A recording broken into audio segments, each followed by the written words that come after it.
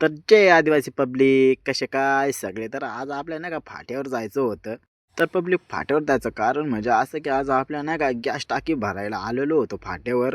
Gas टाकी तर ठेवून दिली होती पण मग गाडीच येत नव्हती नाही का. गॅस टाकी मस्त भरून ठेवली घरी आणि मग आपल्याला आज मळ्यात पण जायचं होतं, थोडंसं काम होतं मळ्यात नाही का आपल्याला. तर आपल्याला नाही का माग आपण चवळीचे वेल पीळ गाठले होते पण मग मागे डबल तसंच वेल होऊन आलते नाही का. मग काय दिली सुरुवात करून आपल्या आपल्या कामाला.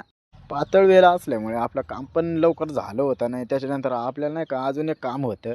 काम म्हणजे असं की मागच्या पाण्यामध्ये नाही का आपली झोपडीच पाडून दिली त्या हाईने. त्याच्यामुळे आपल्याला ती झोपडी उभी करायची होती. झोपडी बनवण्यासाठी आधी नाही का मस्त दरबीर खणून घेतली बेळीस. त्याच्यानंतर नाही का इकडं आईचं मस्त काम चालू होतं नागले वंडायचं. नागले वंडतच होते पण मग बाकीचे नागले नाही का त्याच्यातले घाण पण पाखडत होते. तर पब्लिक नाही का फायनली आपल्याकडे झोपडी पण उभी राहिलेली होती मस्त.